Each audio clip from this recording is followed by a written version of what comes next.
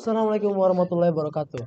Halo semuanya, kembali lagi bersama saya Jawat Alif Faturistiwa. Dan kali ini, setelah video yang sebelumnya, yang saya menjelaskan tentang bagaimana cara kita bisa menyelam kembali ke dalam dunia rutin. Nah, kali ini saya akan menjelaskan apa jenis-jenis yang di dalam dunia routing tersebut.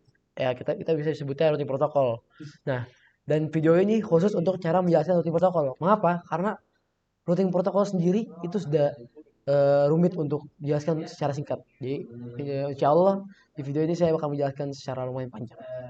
Nah, agar teman-teman semua bisa mengerti dengan mudah tentang routing protokol. Jadi apa itu routing protokol? Pertama, routing sendiri adalah bagaimana cara kita menghubungkan banyak banyak jalur ya jadi satu, lalu seperti jalur tol. Lalu apa itu protokol? Jadi seperti ini. Protokol itu seperti ibaratnya seperti bahasa. Jadi eh, protokol di IoT kita ada banyak. Ada yang protokolnya dinamis, ada statis, dan masih banyak lagi. Ada protokol OSPF, EJRP dalam dalam dinamis. Kalau dalam statis atau doang ya. Jadi protokol itu apa sih? Sebagai manusia kita juga kalau mau berbicara kepada manusia yang lain, kita menggunakan bahasa yang berbeda. Contoh orang Indonesia cocoknya ngobrol sama orang Indonesia. Tapi kalau misalkan orang orang Jakarta tuh Len, kalau ngomong sama orang Jawa tuh Len, kalau ngomong pasti acak, pasti pasti nggak bisa. Kenapa? Karena dari bahasanya dari beda. Sama kayak router. Kalau misalkan router A itu adalah OSPF contohnya. Router B adalah EJRP. Kalau misalkan disuruh menghubungkan satu sama lain, nggak bisa. Nggak bisa karena dari bahasanya aja sudah beda. Dari bahasa saja sudah beda. Bagaimana kita bisa bisa berbicara? Seperti itu. Kalau kita ngobrol sama orang Amerika, kalau kita nggak bisa bahasa Inggris, kita nggak bakal bisa ngobrol sama orang Amerika. Sama seperti orang Amerika, kalau dia nggak bisa ngomong bahasa Indonesia, orang Amerika nggak bisa ngobrol sama orang Indonesia. Jadi saya bakal menjelaskan tentang routing protokol secara mendalam. Nah, dari routing protokol sendiri, routing protokol dibagi menjadi dua. Yang di sini ada IGP dan EGP. Apa itu IGP dan EGP? Yang pertama kita bakal mulai dari yang paling penting dulu yaitu IGP. IGP itu adalah Interior Gateway Protocol. Jadi artinya apa? Artinya kalau IGP ini kita konfigurasi routing, namun eh, kita bilangnya gimana ya? Dia masih dalam skala kecil, dalam skala kecil. Jadi dia masih belum menggunakan AS. Jadi bakal saya jelaskan yang IGP dulu kali ya, mungkin biar biar bisa IGP lebih mudah. Jadi gini, dalam jadi selain IGP ada EGP juga, yaitu Exterior Gateway Protocol. Jadi apa itu Exterior Gateway Protocol? Jadi dia tuh topologi routing yang lebih besar daripada IGP, bukan namun dalam makna dia tuh masih sudah menghubungkan AS yang berbeda. Jadi saya bakal menjelaskan AS itu apa dulu. Jadi apa itu AS? AS itu adalah autonomous system yang biasanya kita kita bakal sewa. Jadi contohnya sini, kita punya perusahaan. Jadi kita mau buat jaringan private sebuah perusahaan. Jaringan private sebuah perusahaan itu kita beli AS-nya atau beli backgroundnya. Backgroundnya itu sudah ditentukan oleh pihak pihak pengurus jaringan skala benua itu sendiri. Contoh seperti ini. AS 65002 itu adalah punya perusahaan Telkom dan AS 65003 adalah perusahaan bisnet. Jadi kalau misalkan routernya dihubungkan dengan AS 65002, artinya itu router topologi jaringan sebuah Telkom. Seperti itu. Jadi kalau misalkan dalam AS ini ada jaringan yang besar, itu namanya IGP. Namun dalam AS ini, kalau misalkan dalam satu AS lalu dihubungkan dengan AS yang lain, itu namanya EGP. Seperti itu. Jadi rata-rata kalau IGP, jadi bisa kita bilang IGP adalah sejaringan yang di dalam jaringan yang skala kecil yang di dalamnya ada yang berada di dalam sebuah autonomous system. Lalu EGP adalah bagaimana cara kita seorang engineer itu bisa menghubungkan berbagai macam autonomous system yang berbeda. Nah, dalam protokol IGP ada dua jenis yaitu statis dan dinamis di sini. Seperti yang saya jelaskan di video sebelumnya, statis adalah bagaimana cara kita menghubungkan antar router dengan cara manual ataupun dengan cara kita sendiri yang customisasinya itu bebas seperti yang semuanya kita lah. Lalu ada dinamis.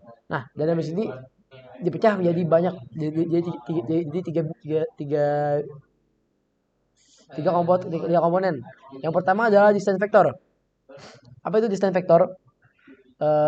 Distance vector adalah bagaimana cara router menentukan jalur berdasarkan dengan jarak jarak tempuh dari macet apa enggaknya lah, macet apa enggaknya. Lalu ada link state. Link state itu bagaimana cara router menentukan jalur, gimana bilangnya ya? Kalau link state tuh ini jalur A, jalur B cepetan mana gitu. Bandwidthnya cepetan mana. Kalau link state A sama B routernya gapnya banyakan mana. Kalau misalkan enhance ini dua-duanya. Jadi yang paling bagus adalah enhance yang paling baru. Contoh kalau saya buka apa ini? Biar lebih jelas jelasannya. Ya. Jadi kalau distance vector itu contohnya ada router source saya. Ini destination saya. Jadi kita punya dua pilihan. Yang satu jalurnya ada tiga router. Yang bawah jalurnya cuma ada satu router. Lalu kalau kita pakai logika ya, kalau pakai logika lama jarak tempuhnya pasti lamaan yang atas. Kenapa? Karena yang atas router ada tiga, namun yang bawah routernya cuma ada satu.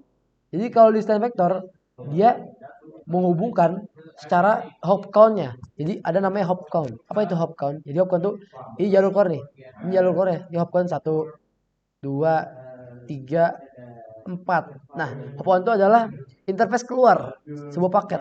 Kalau di bawahnya hop count-nya cuma 1, cuma 2 nih. Ini nggak dihitung ya. Nah, ini nggak dihitung nih. 1, 2, 3. Jadi kalau misalkan distance vector, kalau misalkan di atas dilihat ya, ini hop count-nya 3, yang di bawah hop count-nya 1. Jadi kalau kita pakai distance vector, dia bakal milih yang bawah. Kenapa? Karena dia bakal melihat hop count-nya. Namun bagaimana dengan link state? Link state itu dia menghitung berdasarkan bandwidth. Jadi kalau misalkan di atas ini, di sini kecepatannya 100 Mbps, di setiap kabel 100 Mbps, jadi 1, 2, 3, 4. Jadi kecepatannya 400 Mbps. Kalau di bawah ini kecepatan cuma 1 Mbps. Ini 1. Jadi kalau yang di atas 400 Mbps, yang di bawah cuma 2 Mbps, maka otomatis yang dipilih yang lewat atas, walaupun hop count-nya banyakkan yang di atas. Jadi itu cara menggunakan link step. Kalau enhance distance vector. Jadi maksudnya dia menggunakan perhitungan link state dan juga distance vector secara bersamaan. Dan dia metodenya bukan menggunakan cost maupun distance. Dia menggunakan metodenya menggunakan namanya metrik. Jadi metrik itu adalah hubungan antara banyak pertimbangan seperti dari distance, cost, bandwidth dan lain-lain. Dari reliability dan lain-lain. Oke, cukup jelas ya untuk penjelasan 3. Jadi dalam distance vector terdapat tiga metode routing berbeda. Yang pertama adalah RIP versi 1, versi 2, dan IGRP.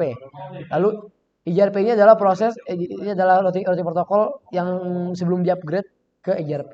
Ini versi lamanya dari IGRP. Jadi lalu selanjutnya ada link step. Link step isi adalah OSPF dan ISIS. Yang paling sering dipakai adalah OSPF, dan di distance vector yang paling sering dipakai adalah RIP. Oke. Lalu selanjutnya adalah enhanced distance vector yaitu EGRP. Yang paling terkenalnya adalah EGRP karena ini adalah mirip Cisco proprietary semenjak tahun 2021 September kalau nggak salah. Nah, setelah itu udah menjadi multi vendor. Ya kita sekarang kita biasanya sekarang yang paling sering pakai adalah EGRP dan OSPF. Kenapa? Yang pertama, kalau OSPF dia udah multi vendor sejak lama, jadi sudah sering dipakai baik di Cisco, Mikrotik maupun di vendor yang lain. Dan EGRP ini adalah routing IGP yang paling bagus. Kenapa? Karena dia metode perhitungannya menggunakan metrik dan juga cepat dan juga dia fleksibel dan konfigurasinya sedikit. Lalu kalau di EJP sendiri, yang EJP ini yang routingnya, dia cuma ada satu metode, yaitu BGP. Apa itu BGP? Kenapa sangat spesial? Tapi cuma satu doang. BGP itu artinya Border Gateway Protocol. Cara jalan routing adalah dia menggunakan router patokan sebuah AS, lalu akan dihubungkan antara satu sama lain. Jadi dia nggak perlu routing semua router yang ada di dalam sebuah AS. Cukup ada satu nama router namanya ASBR, yaitu Autonomous System Boundary Router. atau kita gampangnya kita buat bilangnya router perwakilan lah. Router perwakilan sebuah AS, dia udah mewakili semua, dia udah bawa semua informasi dari sebuah AS bakal dikirimkan dan tukarkan kepada AS yang lain. Makanya biasanya router patokan ini harus router yang deep end, bukan high end namun deep end, yang sangat-sangat kuat. Karena dia membawa informasi dari satu AS yang mungkin satu AS bisa berisikan 1000 router, mungkin bisa berisikan 10.000 router, dan mungkin lebih. Nah, mungkin itu adalah penjelasan singkat tentang bagaimana cara kita memahami routing protokol.